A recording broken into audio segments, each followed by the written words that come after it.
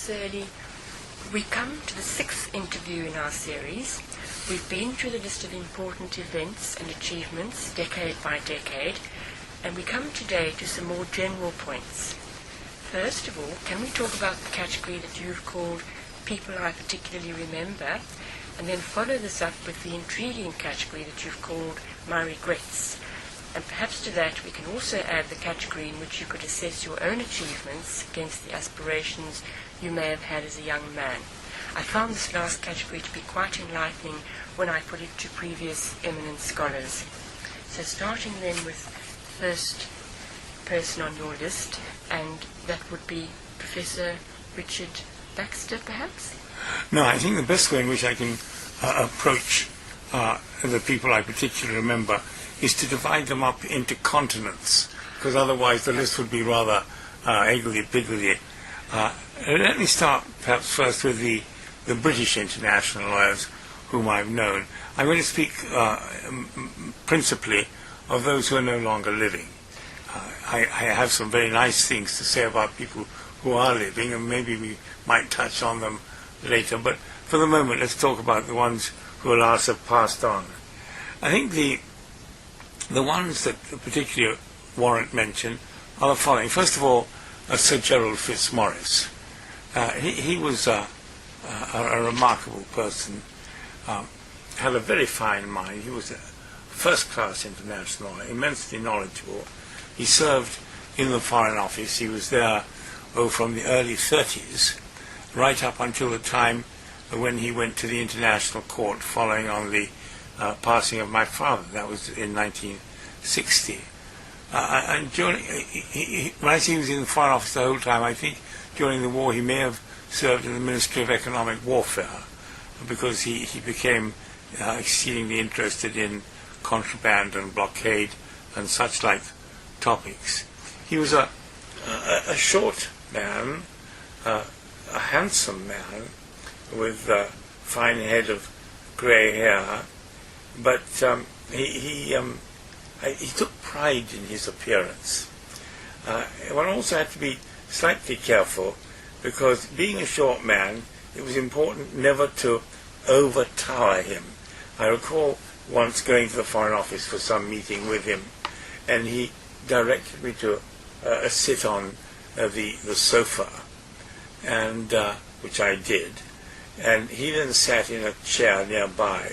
But unfortunately the chair was somewhat lower than the sofa, so the result was he was beneath me, and the interview did not go well. But he was a very nice man, and for a while indeed we shared a flat in the Temple in the period from about 1960 to 1963 or thereabouts. His hobby was drawing, and he was a very fine draftsman in the sense that he used a lot of lines to reflect the topics that he was, or the subjects of his drawings. He was also something of a philosopher, and as one can see from his writings, there's a good deal of philosophical allusion there. He was a good friend of my father's. They saw each other regularly, and he was very distressed when my father passed away. And then, as I say, Gerald Fitzmaurice succeeded him at the court. And Sir Eli, during the war, while Sir Hirsch was in the States advising the State Department on behalf of the British government, Fitzmaurice was in the Foreign Office. Was there any personal contact that you can recall with your father or your family at that time? Oh, I think they were in touch with each other. It isn't quite right to say that my father was advising the State Department. No, my father was in the United States with at the wish and with the approval of the Foreign Office, but for the purpose of giving lectures and maintaining contact with American academics in an attempt to counteract a certain amount of isolationism that had grown up amongst some American academics, notably Edwin Borchardt. But the work that my father did in the United States during the war in terms of official contact was with the U.S. Attorney General in relation to the development of the American doctrine of all aid to the Allies short of war. That was in the period, of course, prior to the United States entry into the war in December 1941. But I don't know how much contact there was between my father and Fitzmaurice at that time, but there was nothing of no official contact. One couldn't say that. Let's say they were good friends, and Fitzmaurice was a very close analyst of the jurisprudence of the International Court and wrote a series of fine articles about them in the British Yearbook of International Law, which was subsequently carried on by Hugh Thirlway, who was at one time one of the principal legal assistants of the court, and was able to bring to the analysis the same kind of knowledge that Fitzmaurice had of the internal thinking of the court. I noticed that he was elected president of the Beagle Channel arbitration in 1971. Yes, Fritz was president of that. He, together with Stuart Petren, the Swede, and I've forgotten who the third arbitrator was. Perhaps you can remind me. Well, don't worry. No, Fitzmaurice did do a certain amount of arbitration, the Beagle Channel, and then the quite important arbitration about between Kuwait and it's a so-called Ammon Oil arbitration, which was an arbitration relating to concession arrangements between Kuwait and a foreign company. But as I say, Fitzmaurice was a very good person, very devoted, and then one can pass to a man who was in a way very similar to Fitzmaurice, namely Humphrey Waldock. Humphrey Waldock actually did not begin life as an international lawyer. He was the author of a book on mortgages, but during the war he went into government service, and after the war he was appointed, because the appointment was in the hands of the Foreign Office, I think at that time, to the chair of international law at Oxford, the Chichely chair. Again, Waldock had a very precise legal mind, not a philosopher, not given to jurisprudential considerations, but a very hard worker. I was able to work with him on a couple of cases, and I was always struck by the amount of time he gave to the cases and the closeness of his consideration of the facts. He had a charming habit of writing in pencil with an eraser in his hand, so he didn't write as, for example, I do, boldly in ink and then striking out constantly. He would write in pencil, and when alteration needed to be made, he would use an eraser to rub out what he had done. Like Fitzmaurice, he served on the International Law Commission, and he was a popular, highly regarded person, given to collecting watercolours. Had a fine collection in his house in Oxford. I'm sure that I'm forgetting details that would add further to the lustre of both of them, but they were top-notch international lawyers. He was more or less a contemporary of Sir Herschel's, because he was born in 1904, which was sort of the same time frame of Sir Herschel. Oh, certainly, Waldock and my father knew, and Fitzmaurice knew each other well, and Waldock succeeded Brierley as the professor at Oxford. There was contact between them, particularly in relation to the British Yearbook of International Law. When my father ceased to be editor of the British Yearbook, Humphrey Waldock took it over, and again did a first-class job. I noticed as well, Sir Eli, that he was born in Ceylon. Who, Humphrey Waldock? Yes. Yes, well, I don't really know the circumstances of his early life, but I think possibly because his parents or his father may have had some colonial connection. I just don't know. Many of these people at that time had some kind of overseas connection. One that immediately comes to mind is Ivor Jennings. I haven't got him on my list because Ivor Jennings was not primarily an international lawyer, but a British constitutional lawyer. But Ivor Jennings, during the war, was in Ceylon, as Sri Lanka was then called. He was in Ceylon as a vice-chancellor of the university there. He was a very capable administrator. Anyway, let's go on with these people. So we Fitzmaurice first, then Waldock. I say both very, very fine international lawyers.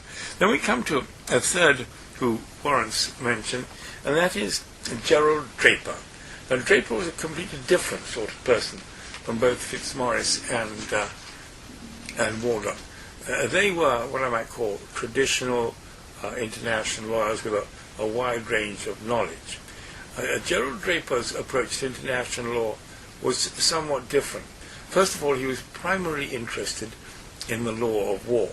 And this stemmed from the fact that before the war, he had been a solicitor. He went into the war. He was an officer in the Guards, and he was one of those who were first into Belsen upon the liberation of that camp, and it made a deep impression on him. He was absolutely appalled by what he saw there. He was by then serving in the intelligence, and it fell to him to interrogate quite a number of the Germans who were subsequently charged with war crimes. He wrote about the law of war. He wrote a book on the Red Cross conventions. But he was a man who was concerned with sometimes minute, and it appeared to some to be trifling detail. He was a man to whom people turned when they wanted a really esoteric examination of a subject. And he appeared in a number of cases in the English courts which required a great deal of scholarly research into the history. And Gerald was just the man to do that. He was a remarkable conversationalist. He could talk the hind legs off a donkey. He was a great man to listen to. A very friendly, well-disposed person. And he gradually drifted out of the army legal services, where he had ended up at the end of the war, into academia and became a professor at King's College London.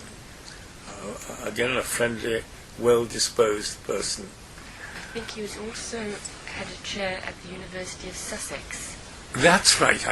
He went on to Sussex after he'd been at London, and this was when Sussex had just been created as a university.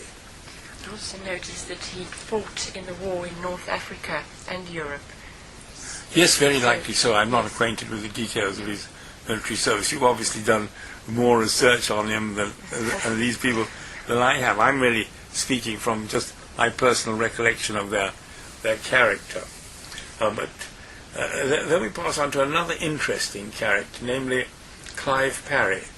Now, Clive Parry was born, I suppose, around about 1917 or thereabouts, and I forget where he went to university, but by the time I knew him, that is to say when I was an undergraduate in Cambridge, Clive was already teaching in Cambridge. He'd become a fellow of Downing College. And again, he was slightly a bizarre man. He didn't think like other people thought. That's not to say that his thinking wasn't good. It was simply different.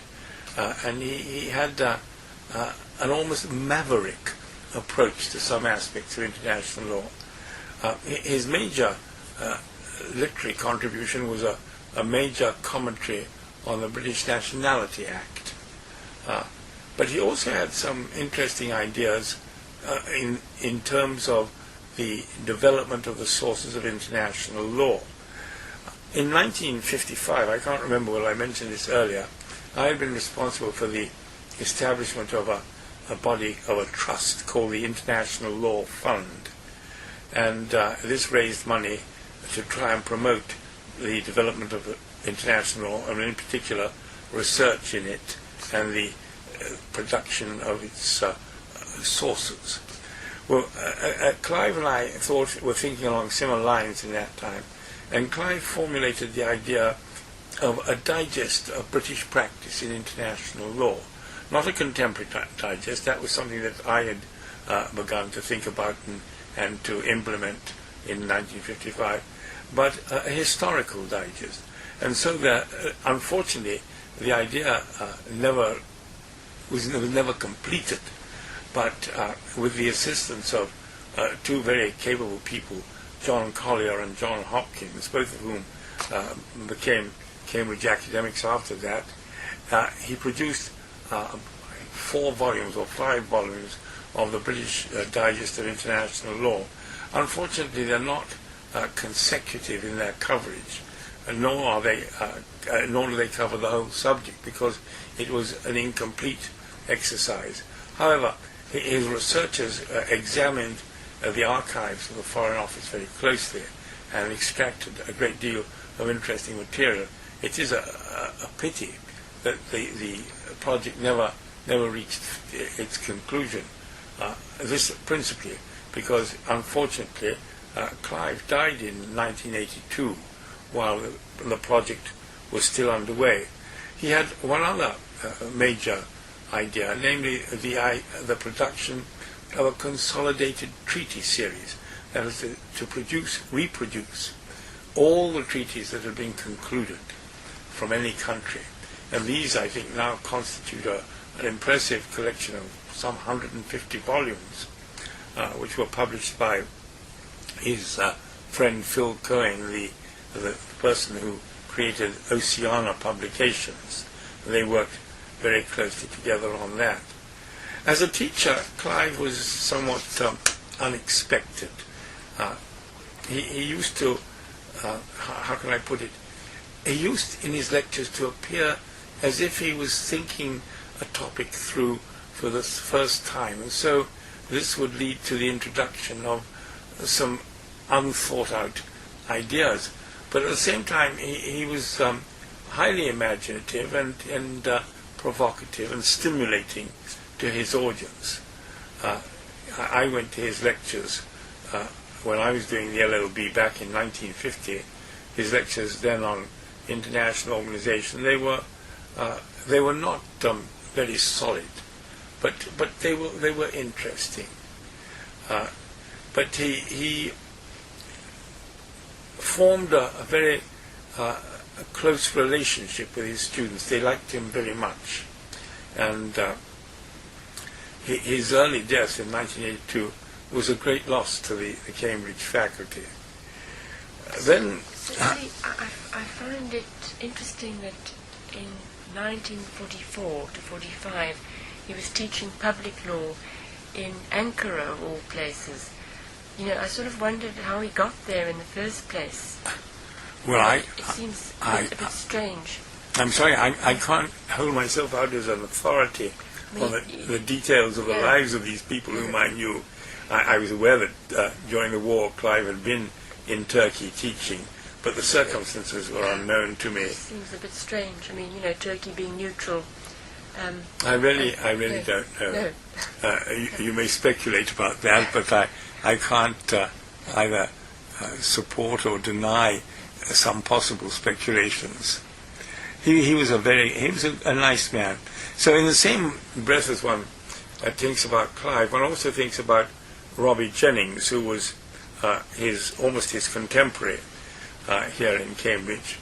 And it was Robbie Jennings who succeeded to the dual chair of international law after my father went to the court in 1955.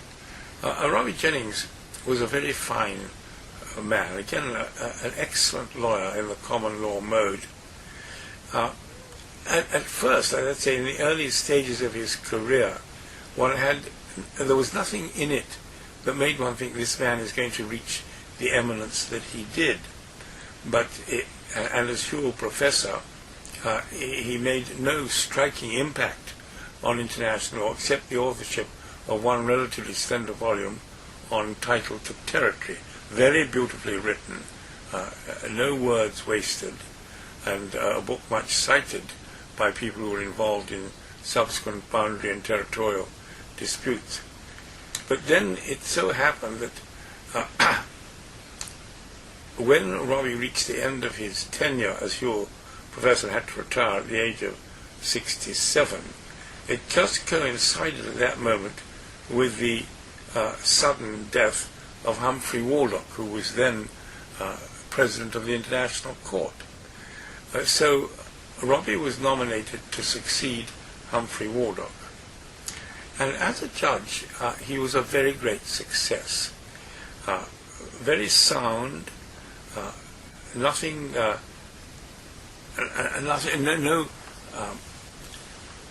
no failures in his approach. And he obviously made a good impression on his colleagues. In due course, he became president of the court, and as president was excellent. I had the opportunity when I was ad hoc judge in the Bosnian case to sit when he was president, and I was greatly struck by his control of the situation and the fact that he never wavered, he never for a moment fell asleep or anything like that. I thought he was first class, and he was a beautiful writer, and he had a very good long life. I think he lived to 94, and his mind was sound to the end. It was just an unfortunate accident that led to his breaking his hip, and he's then succumbed to illness in hospital. But in the years following his retirement from the court, he wrote a number of outstanding articles about the way in which the court operates. So he enjoys a prominent place in my recollection. So really, he seemed to follow in Sir Hirsch's wake. I mean, he was an assistant lecturer at LSE, contemporary of Sir Hirsch. In 1939, he returned to Cambridge, more or less the same time as Sir Hirsch. He then became the Whewell Professor. He went back to LSE at more or less the same time that Sir Hirsch did, the same way, becoming a judge and then the president. Would you say that is true to say? Oh, well, the facts as you recite them are virtually all correct, except for the fact that during the war he was on military service. He was in the army, and he returned to Cambridge, I think, in 1944, where again he was regarded as a very sound lecturer. You could go to his lectures, and if you could write down every word, you would almost have a textbook at the end. But no, he was fortunate to be here at that time. Which brings me to another person who at one time was thought of as a possible successor to my father here, namely Wilfred Jenks. Now, Wilfred Jenks was an extraordinary man. He had got the Whewell Scholarship here back in, so it must have been 1931 or 32. My father met him when they were both, I think, I don't quite know how they did meet, but they became good friends and exchanged many letters over time. And Jenks went straight from Cambridge into the International Labour Office in Geneva, into their legal department.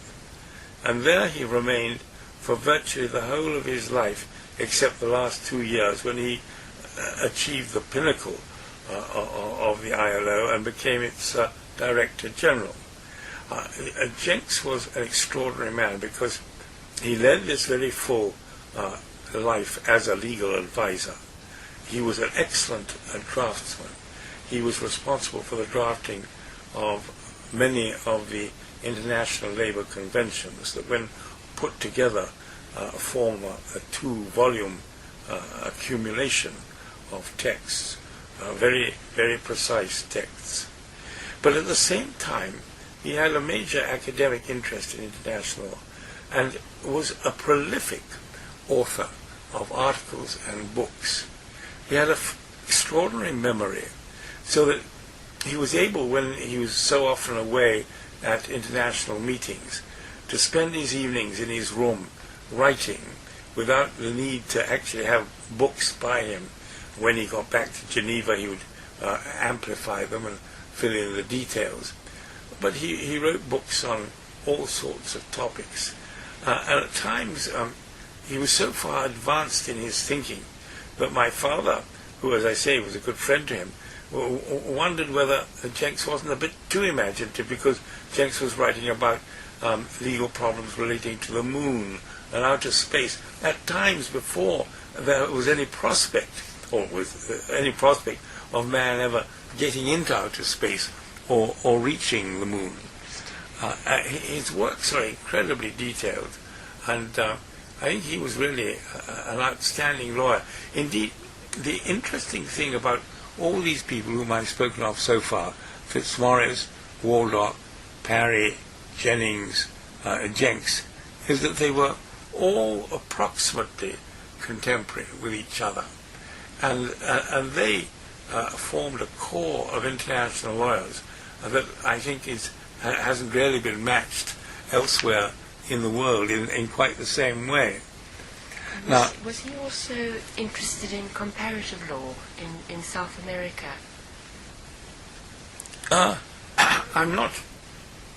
don't know about that. I mean, he was a man who had a wide interest in legal systems because of the necessary connection between them and the work of the International Labour Organization.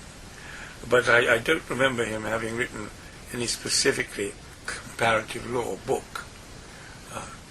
He did write a book called The Common Law of Mankind, or something like that, which touched on various legal systems. But I wouldn't have spoken of him as being a comparative lawyer as such. He died quite young, Sir Eli. He was only 64 years when he died. Yes, well, that's correct. He was a member of the Institut de Droit International, which in the year he died was having its biennial meeting in Rome. And he had a heart attack and passed away very suddenly. It was a great shame, because there was a lot left in him to produce. As I say, he was a fine writer and an inventive, a forward-thinking international lawyer. I've omitted to mention so far the person who really wasn't the father of them all, but was the teacher of them all, namely Arnold MacNair. Arnold MacNair was of Scots origin. He was teaching at the London School of Economics when my father arrived there from abroad as a young research student. And he and my father got on very well together. Again, MacNair was a solid, down-to-earth international lawyer. His Cambridge LLD book was the first edition of Legal Effects of War, which subsequently emerged as in 4 editions, and contained some wonderful common law chapters, particularly the chapter on the effect of war on contracts. And his discussion there, for example, of the law of frustration is one of the clearest and most outstanding contributions to that subject. Arnold moved from LSE to Cambridge as Full Professor following Pierce Higgins, whom I never knew. And then after 2 years in Cambridge, accepted appointment as Vice-Chancellor of Liverpool University. And there he remained from 1937 or thereabouts until the end of the war, 1945. At a time, a very difficult time for the University of Liverpool, because Liverpool was very heavily bombed during the war by the Germans, and it was not a pleasant place to be. But Arnold, as I say, worked on legal effects of war. He also produced an extremely interesting volume on the law of treaties, based upon opinions of the law officers which he had studied and gathered together, and he'd given some systematic form to the subject. He came back to Cambridge in 1945 as Professor of Comparative Law. There was a real feeling in Cambridge they wanted to have him back here, so this chair was found for him, but left it within a year virtually to go to the International Court as the first British judge on the International Court following its establishment. And there he remained and became in due course President of the Court, noted for, again, the depth and soundness of his judgments. Very, very much liked and respected. He remained as President, I can't remember the years exactly, but I remember him as a small man, physically small, and it's interesting how many of these people were physically small people. Fitzmaurice was a physically short man, Humphrey Wardlock rather the same, McNair the same, but this has nothing to do with their quality as lawyers. But I do remember when I was a child, I couldn't have been more than 3 or 4, and we were living in London, as was McNair at that time. He came to tea at our house in Warm Lane, Cricklewood, and there was a very fine-looking cake on the table, which nobody seemed to be eating.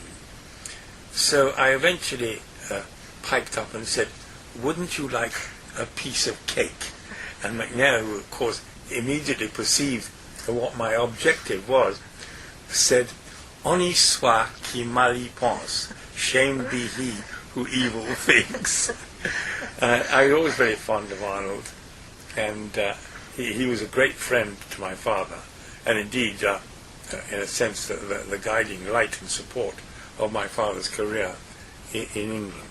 Sir Eli, was he the president of the European Court of Human Rights, the first president in 1959? Yes, he could well have been. I rather forgot the details. Not only McNair went to the European Court of Human Rights, but also Fitzmaurice and Wardlock. Each in their turn went there after they finished their term. I was about to say after they finished their term on the ICJ. Well, that wasn't true of Wardlock. Wardlock had been, I think, on the court or the commission before he went to the ICJ, because it was while he was president of the ICJ that he died. But as I say, this diversity of judicial experience of McNair, Fitzmaurice, and Wardlock was an important contribution to the development in the European Court of a fine, a legalistic, without being pedantic, approach to international law. And then, still on the British international law, as I have already spoken of my father at various points, so I won't repeat that. There is a lawyer who could be said to be British, because this is where he ended his life, but who certainly deserves mention. That is Dan O'Connell. O'Connell was of a New Zealand birth, and then taught international law at Adelaide, and there he began writing his major treatise on international law. He was then appointed from Adelaide to Oxford as successor, I suppose it must have been, to Humphrey Wardlock. And Dan was a very able, very committed, hard-working person with interests, interestingly enough, outside international law. For example, he wrote a biography, I think it was of Richelieu, in his spare time. He was an inveterate traveller, because he was much sought after in practice, and he just again travelled too much and exhausted himself, and died relatively early while still professor at Oxford. But he was a major contributor to the literature of international law in his time. He was more or less a contemporary of yours, Sir Eli. Did you get to know him when you were studying at Cambridge? Yes, he did his PhD at Cambridge on state succession, and produced 2 substantial volumes, one on state succession in international, the other on state succession within the domestic legal systems of states that had undergone succession. So I knew him when he was here. I can't say I knew him very well. We gradually got to know each other better as time went by. I was very fond of him, and he's a nice man. There are other British international lawyers that ought to be mentioned, and I wouldn't want to leave the subject of Englishmen who had contributed to international without a word about three people who were on the professional side who were solicitors or barristers. My own career owed a great deal to two people from Linklaters and Paynes. One was a man called Joe Addison, who had been a partner in Linklaters. Linklaters were the solicitors to the Anglo-Iranian Oil Company. So I came into close contact with him in the early 50s. And he was very supportive of my development as a professional international lawyer.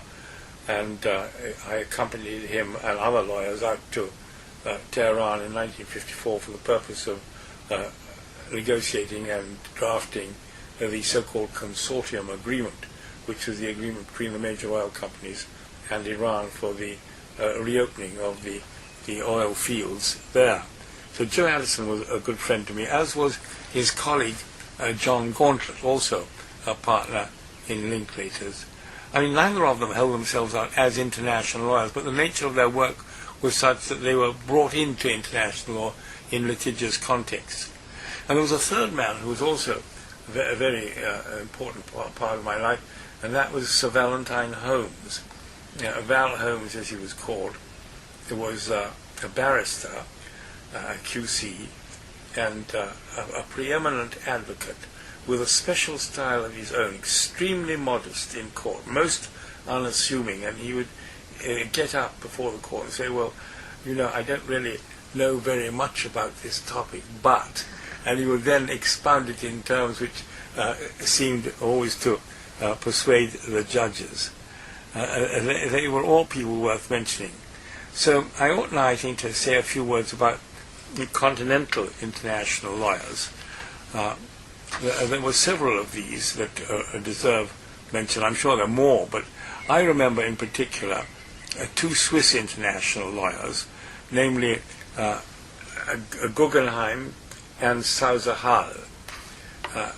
Guggenheim was professor at Geneva, Sauser-Hall professor, it's just gone from my mind, but they were both very, very distinguished international lawyers, but in a way quite different from the English way of thinking, more theoretical. As advocates, they could not be regarded as particularly outstanding. When they got up in front of the international court, they would read from their text in a rather dull way, it has to be said, but very solid. I first had dealings with Guggenheim in the context of the Lauterpacht case, and as I had also with Sauser-Hall. And both of them were very disappointed by the decision of the International Court of Justice in the Lauterpacht case, which followed a tack that was quite unexpected at the time. So much so that Sauser-Hall could never bring himself to rely on the Lauterpacht case. And when I was brought into the Barcelona traction case to assist Sauser-Hall in the presentation of his part of the case relating to nationality of claims, it fell to me to exploit the value of the Lauterpacht case, because Sauser-Hall just didn't want to approach it in that way. But they were both very kindly men. Guggenheim particularly was a friend of my father's. They were quite close. Their connection with my father, and of course with other international lawyers, was primarily through the Institut de Droit International, the institute that had been established in 1885, I think it was, and which brought together biennially a group of distinguished international lawyers, not more than 120 in all, from various countries. But of course, in the circumstances of those days, most heavily weighted with European and common law international lawyers. And then another continental international lawyer that I remember well was Henri Rollin, a Belgian international lawyer. My contact with him again was via the Barcelona traction case, because there he was the leader of the very large team that was presenting the Belgian case. He was again a shortish man, very bright blue eyes, first-class mind, an inveterate worker, and a very strong personality, and not a man easily to be tampered with. I remember, my French not being very good, when the group of international lawyers and other lawyers working on the Barcelona traction case met in Brussels on one occasion while we were preparing the case for the court. He went round the table to gather the views of those present, and he came to me, so I began responding in French, and after about 1 minute he said, "Lauterpacht, I think it would be better if you spoke in English." I liked him very much, and as I say, he did a great job of leading that case. It was most unfortunate that unfortunately the Belgian case failed, but there it was. And then another very notable continental international lawyer was Roberto Argo from Italy. Again, Roberto Argo, small in stature, but again a very strong personality, very proud, very able, full of knowledge, and I remember I met him because he was on the other side in the Barcelona traction case, but he didn't like to be contradicted, and in the course of the Barcelona traction case, as I remember it, and I hope that it's not an invention of mine, we had been discussing the Delagoa Bay Railway case, and he had presented a picture of the Delagoa Bay case, which I thought was wholly at variance with the true content of the case. And so, standing before the court, I held the volume containing the report of the case in my hand, and I went through it, passage by passage, to indicate where Argo was at fault. He didn't like that at all. When he got up to reply, he said, "When my young friend has read the Delagoa Bay Railway case as carefully as I have, he will know not to contradict me," which was an assertion that produced a number of smiles on the face of the court, and never appeared in the court's record. It had been deleted before the day's compte rendu was prepared. It was a silly thing of him to say, but although that was silly, he was a famous international lawyer, a member of the International Law Commission. He was the author of a report on state responsibility, and it was a very long and very detailed report. When I was legal advisor to the Australian Department of Foreign Affairs and was sitting as their representative, as the Australian representative in the Sixth Committee of the General Assembly of the United Nations, I had occasion to comment upon the extraordinary length of these reports. It was not that they weren't scholarly, but it was that they were over-scholarly, and therefore their utility was reduced by the fact that they were, in a sense, so cumbrous. And I made comments along these lines in the course of my observations in the Sixth Committee, which greatly angered him, so much so that he got the Italian government to protest to the Australian government about what I had said. It was something that I could live with. But as I say, as he grew older, he grew more mellow, and we got on well together. And finally, amongst continental international lawyers, not that there aren't many more who deserve mention, I should speak of Manfred Lachs, Manfred Lux was a Polish international lawyer. During the war, when he was a younger man, he'd been legal advisor for the Polish government in exile in England.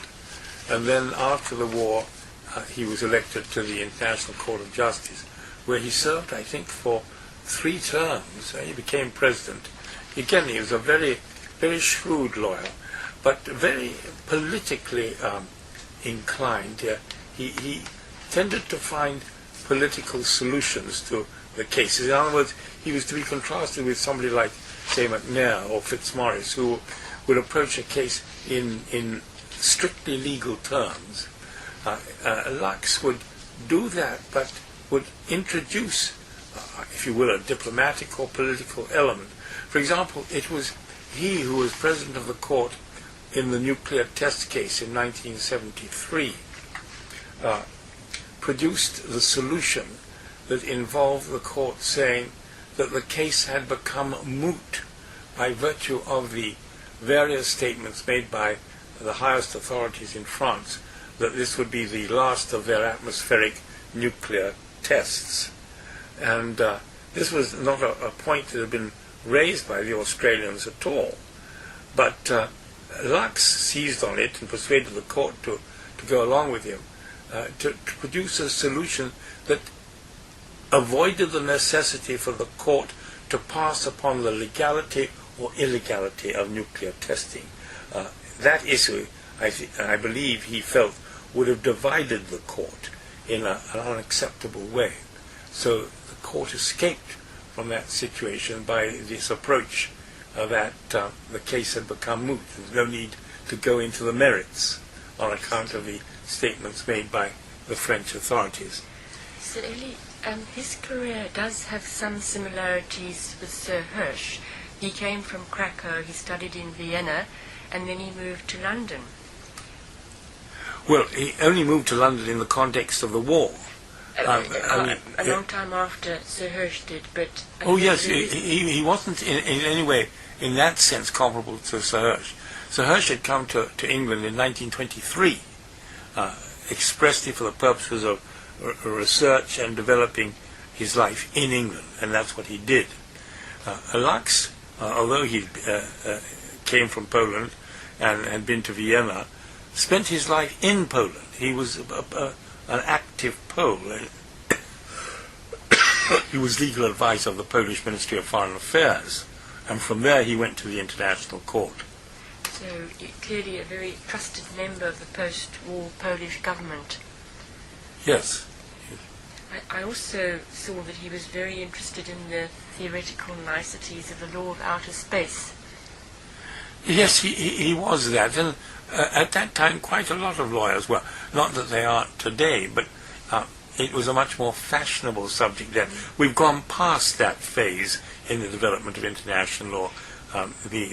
Now that we've got into outer space and there have been treaties relating to its use, it's no longer has the allure that it had in those days.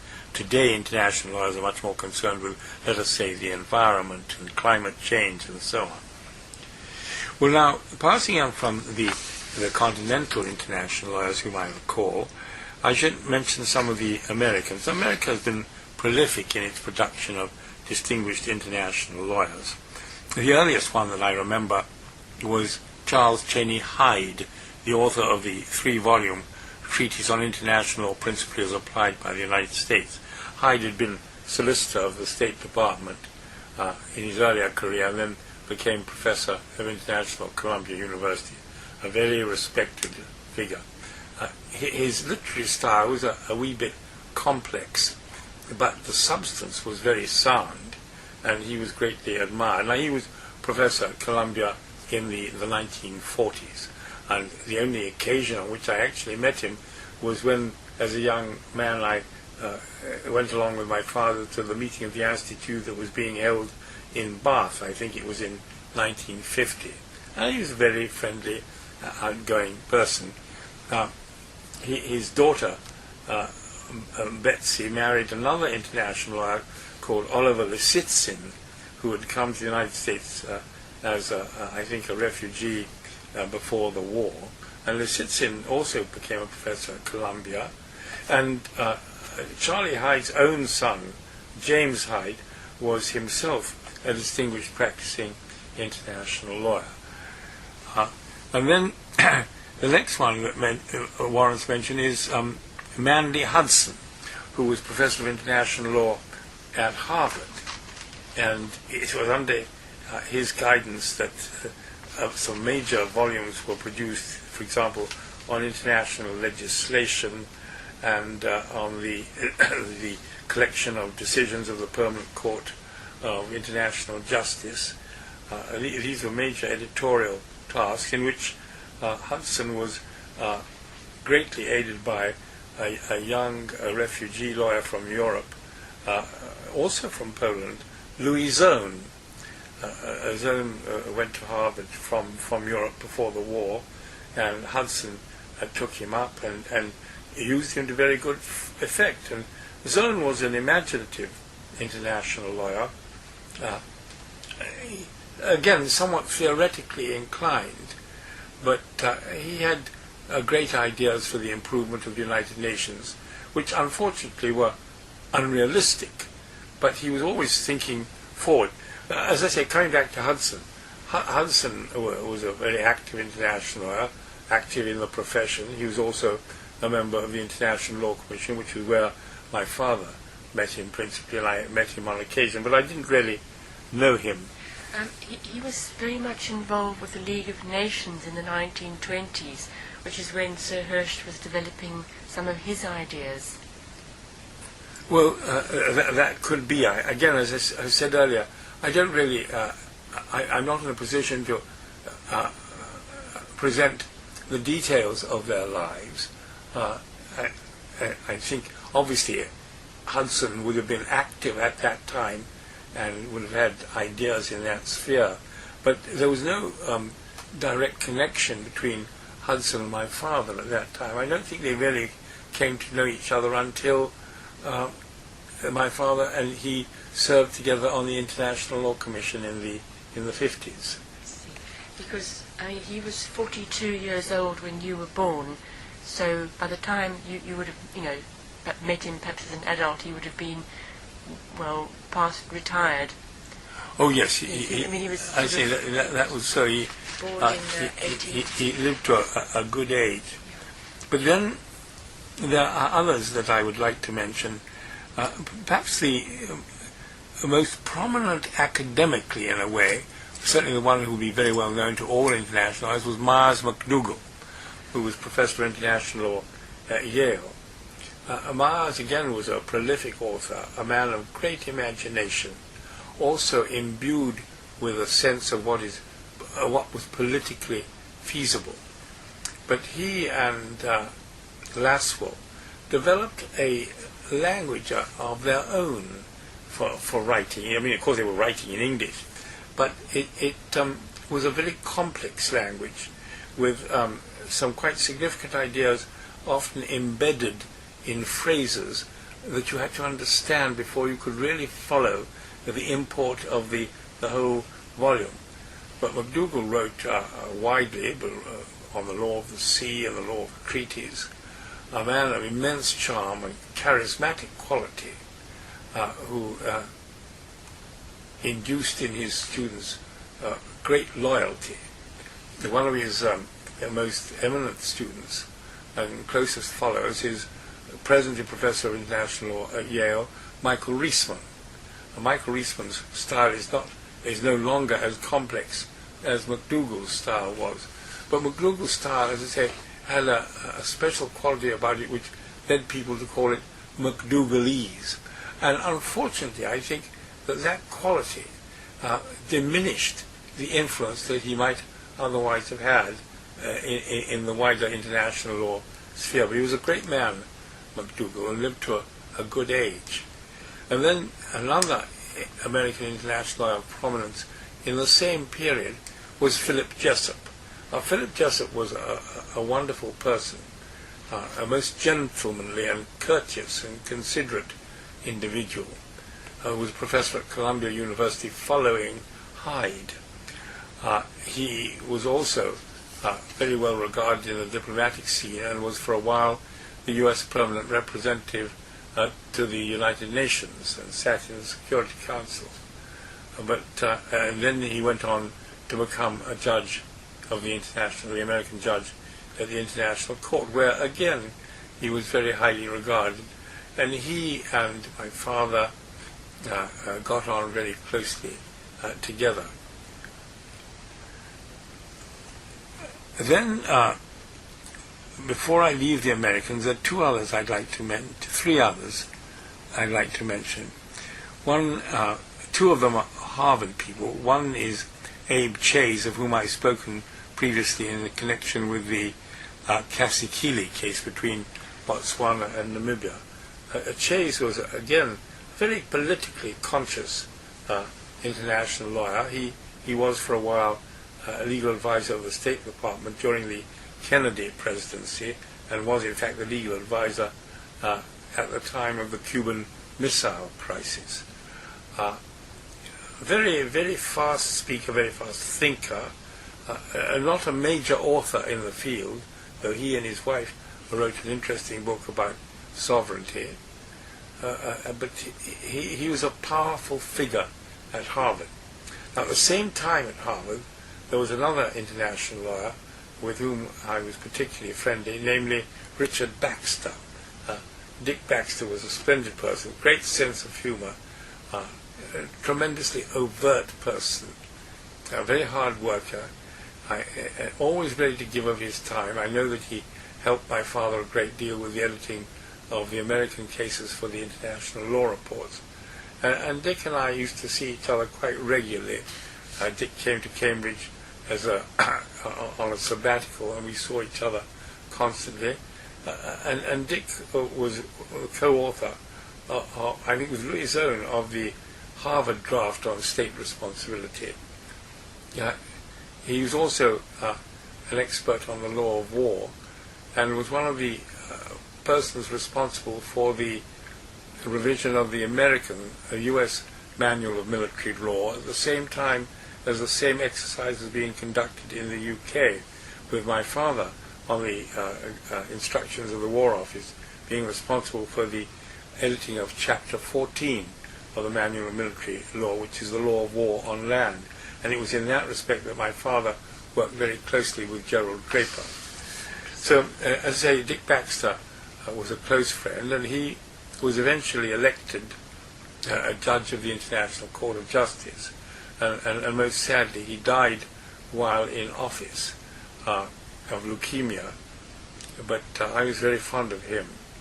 So that really concludes my coverage of American international law. It's not that there weren't others. I mean, I cannot perhaps conclude without mentioning Herbert Briggs, who was Professor of International Law at Cornell University, a very, very jolly fellow, and who prepared what was, I think, probably the best in its time, the best student's casebook on international law under the Law of Nations, under the title, The Law of Nations, Cases, Notes and Documents. And it really gave one such an insight into the subject. Briggs was greatly to be commended. Interestingly enough, never a qualified lawyer, but a very good international lawyer.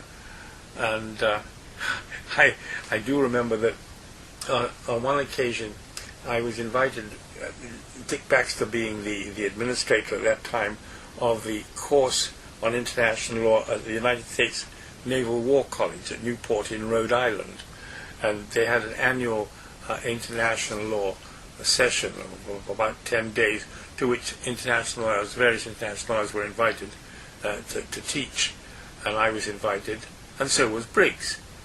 And we would meet each day to discuss the problems that we would be going over with with the students. And on my first night when I got there, as you can imagine, entering a naval war college, a big institution, as a complete stranger from abroad is a little bit intimidating. And I went up to my room quite early, but soon there was a knocking on the door. Lauterpacht, he said, Lauterpacht, come on down and have a drink. So with Briggs I had a very agreeable relationship. And talking about the Naval War College, it reminds me of an episode with MacDougall. we were discussing some problem in the law of the sea, and MacDougall went on at some length in what I might call MacDougallese. And when he'd finished, I said to him, Mac, is this what you're saying? He said, if it's reasonable, it's right. And Mac said to me, Ellie, he said, you know, that's the first time that anybody has ever asked my permission to translate what I said into English. So, as I say, I have happy recollections of many American international lawyers. And so I should just, I think, go on to say a little bit about Asian international lawyers whom I knew. Only, there have been several, of course, of a considerable eminence. But the two I knew best, really, apart from the present incumbent at the ICJ, the two I knew best were Yuen Li Liang, who was the first director of the Codification Division of the UN, who it was who had instructed my father back in 1948 to prepare the survey of international law that was to be the basis for the International Law Commission, then just coming into existence, to determine the topics on which it was going to work. Well, Liang was a very interesting, very nice man, not a great scholar. I'm certainly not the hardest worker in the world, but he was very shrewd. And he and Parry got on very well together, because Parry, I remember, went to the UN for a period round about that time. And there emerged from their relationship the so-called Parry-Liang law, which is that all lawyers, all international lawyers, go mad or die suddenly, which unfortunately is not quite, well, not unfortunately, which fortunately is not quite true. But Parry and Liang got on very well together, because both of them liked to sit around and chat about the subject. And then, apart from Liang, the one I knew best was... Can I just ask you something before you move to the next scholar? Concerning Liang, from 1932 to 33, he was in the Chinese delegation to the Extraordinary Assembly of the Society of Nations on the question of Manchuria. And I wondered if that was the first point of contact he had perhaps with Sir Hirsch, who was using the question of Manchuria himself to point up deficiencies, in international community, preventing wars of aggression. No, I couldn't suggest that was the first point of contact between them, because Liang's involvement was on the spot in the League of Nations. My father's connection with the Manchurian subject was as an academic writing about it from London, so they didn't really know each other then. But I think they got to know each other probably, again, through the Institute. That was really the way in which they got to know each other. And then, as I say, Liang created this occasion for a much closer relationship in inviting my father to go to New York in 1948 to work on this survey. Would his involvement in the Chinese government affairs, would it have stopped in 1949? I'm sorry, I didn't quite hear that. Would his involvement, Liang's involvement in Chinese government affairs, have stopped in 1949? Oh yes, it would have been over. His relationship with the Chinese government was over by then. He lived in America, and it was only much later. I remember seeing him after his resignation after his retirement from the United Nations, and I asked him what he was doing, and he said he was going to go back and live in Taiwan. He said, "I want to die amongst my own people." He was a very nice man. And then the other prominent Asian whom I would like to mention is Nagendra Singh from India. And Nagendra Singh was the second son of a Maharaja, so he was technically Maharaja Nagendra Singh, but he didn't succeed to the title Maharaja of the small state from which they came, which was called Dungapur. But Nagendra Singh, most unusually for the son of a noble family, went into the Indian civil service before the war.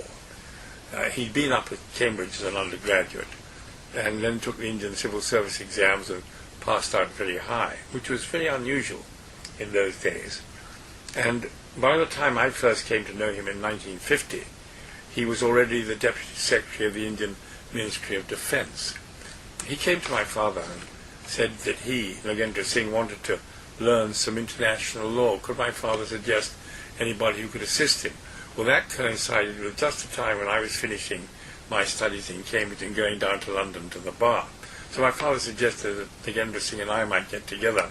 And we had a very useful relationship for a year, which consisted of our meeting for dinner weekly. He would give me dinner and I would discuss international law with him. Then he went back to India and he immersed himself more deeply in international law. Eventually it took the unusual course of returning to Cambridge as an external examinee, which was permissible in those days, for the LLB, and took the Specialist International Law section of the LLB and got a good result. All the time maintaining his position in the Indian civil service, but moving up it until he became eventually the Secretary of the Ministry of Transport, I think. But in that connection, of course, became involved in the conferences on international maritime matters. And so he then began moving in international circles. And he was an ambitious man, very capable at arranging things. So he in due course became a member of the International Law Commission. And then, if I can put it this way, he graduated from the International Law Commission to the International Court of Justice, where again he was very successful and eventually ended up as president of the court. And he too, very sadly, died suddenly while in that position. So as you can see, I've had some connection with a lot of very, very impressive international lawyers in their time.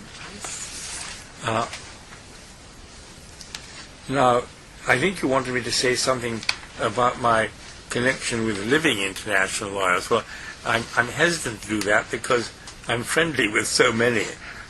But there are two that I suppose I can quite properly mention. One is Stephen Schwebel, American international lawyer, whom I've known for since 1950, when he came to Cambridge to study international law for a year. Even by then, having just graduated from Harvard, not in the law school, but from Harvard University, he'd written and published a book on the Secretary General of the United Nations. Very interesting book in which he had interviewed and relied on interviews with Trygve Lie, the first Secretary General of the United Nations. Well, Steve Schwebel and I have maintained a very close friendly relationship over all these years, and I have seen him progress through the ranks of American international lawyers. He's taught at Harvard. He then became Executive Secretary of the American Society of International Law. Then he became one of the legal advisors of the State Department, and eventually he was nominated as a candidate for election to the International Court of Justice, and fortunately was successful. And there he had a very long and I know what I left out of Dick Baxter had been the American judge, and as I told you, Dick Baxter had died early, and so Steve Schwebel was elected as his successor. And Steve, had a very long career on the court, I think something like 19 years, in the course of which he became president. And he wrote many judgments, some of them of great importance, and he dissented from the court in the case between Nicaragua and the United States, a very powerful dissent in which he was very critical of evidence that had been given on the part of Nicaragua, which he believed to be untrue. And this was subsequently shown to be the case in publicly revealed items some years later. But Steve Schwebel I've known for years, and we are very close friends, and he is a very considerable international lawyer, most eminent. And the other living international whom I would like to single out is Prosper Weil, Paris, Professor of International Paris University, a couple of years older than I am, but a great mind, a very, very fine international lawyer, a beautiful thinker, constructive, forward-looking, a deep analyst, and he's written a great deal, but notable amongst his books is the one on maritime delimitation, which emerged from his participation in the case between Libya and Malta, in which we worked together on that very subject. So there you are. I mean, I could go on for hours talking about these people, but I think we have to have a stop to it. Yes, well, I mean, actually, Sir Eli, you worked on a number of cases with him, including the Barcelona traction case, the Beagle Channel case, you mentioned Libya and Malta, Bahrain, and then, of course, in the Laguna del Desierto case. Yes, I think that's right. I'm not sure that he was in Laguna. It was actually an arbitration. Sorry? The arbitration. Is that he was in there with me, was he? I'd forgotten that. He was on Chile's side with you. I see, yes, good. Well, I remember I was on Chile's side, but I can't always remember with whom I worked. But I go back to the very beginning of my friendship with Prosper Weil, which was when we were both in the Barcelona traction case, but on opposite sides. He was for Spain and I was for Belgium. But we were each allotted the same section of the case relating to damages and reparation. And that was how I came to know him, because there is no better way of judging or being enabled to judge the quality of a lawyer than to have him dealing with the same part of the case as you're dealing with, because you can then see his strengths and sometimes his weaknesses.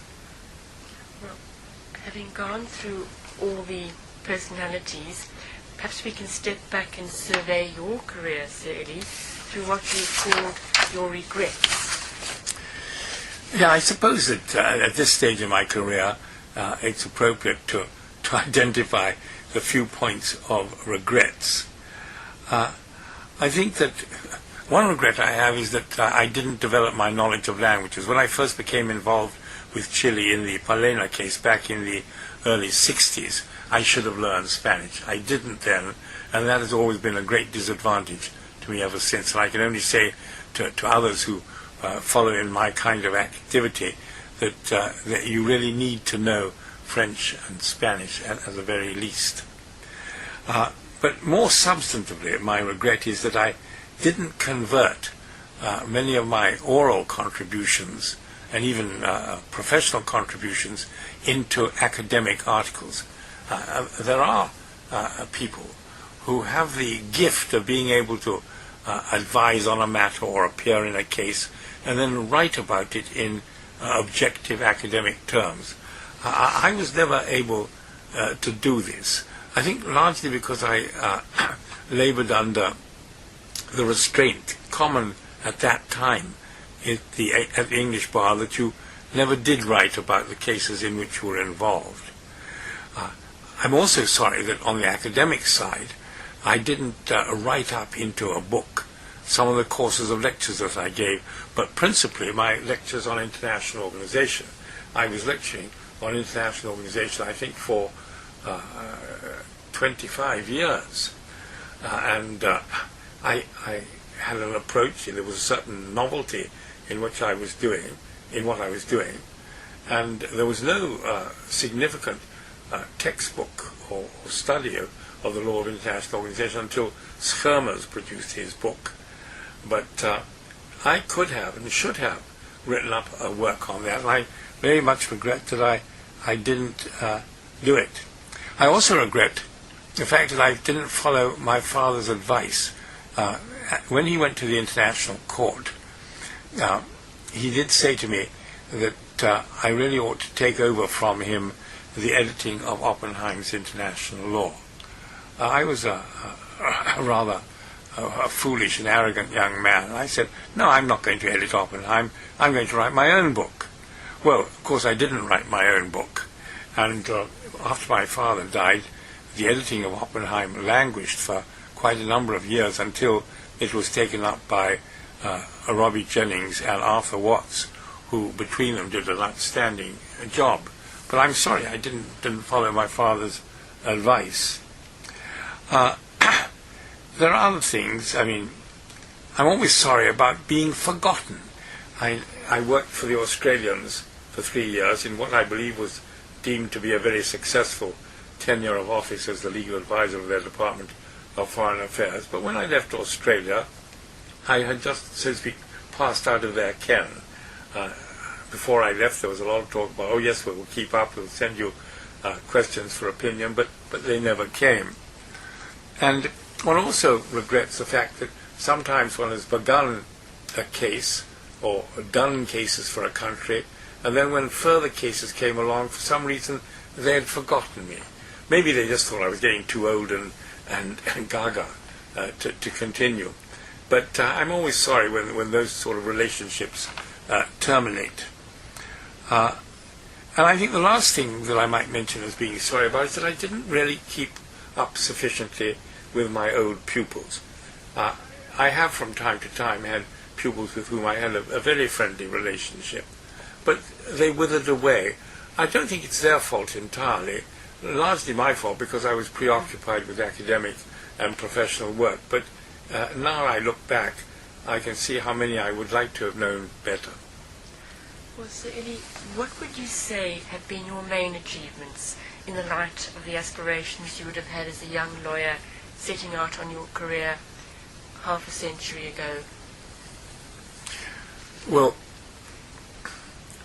I suppose I've been a good practitioner. I think that I have a certain type of mind which is capable of dealing in a constructive and imaginative way with the legal issues that confront me in relation to any particular case. I think that's perhaps, I haven't written a great deal. I've done some things. I've taken certain initiatives in the field of international law. I promoted the British practice in international law. I took on the editing of the international law reports in 1960. In that activity, I was initially greatly helped by Gillian White, who then went off to be professor at Manchester, and in recent years, the last 20 years, have been vastly aided by Christopher Greenwood. But I suppose my contribution has been in helping to keep these important publications going. I think that the most exciting period of my activity has been were the 3 years that I spent as legal advisor to the Australian Department of Foreign Affairs in the period 1975, 6 and 7. There I was at the very cutting edge of international law. Although I was notionally sitting in an office in Canberra, thousands of miles away from Europe, the cable system was such that I would know instantly what was going on in the world, particularly, for example, in international organizations like the United Nations. If I wanted a document, I could ask for it by cable, and it would be on my desk within a couple of days. Of course, today, all these things happen even faster, but those 3 years when I was in Australia, or working for the Australians, really were a wonderful 3 years. I spent, of course, half of those 3 years outside Australia, because I was the deputy leader of the Australian delegation at the Law of the Sea Conference and at the United Nations, the General Assembly. But I got to know people. I was able to make an impression. My ability to speak clearly and sometimes forcibly was valued. All in all, I think that was probably one of the best periods of my life. But I've really not had anything to complain about. Other exciting moments. I mean, the period when I was ad hoc judge in the Bosnian case was also immensely instructive. And again, the ability to mix with other international lawyers on the court and to seek to influence them in certain directions, that was important to me. Well, I must thank you so much for these fascinating accounts, Sir Eli. Really extremely interesting. Thank you. Well, I'm delighted to have been, I hope, of some help to you. And I hope that the things that we've recorded over the last few sessions don't contain too many errors or omissions, or that I've not said too many things to upset my colleagues. Thank you. Well, we got through that all right, didn't we? Did.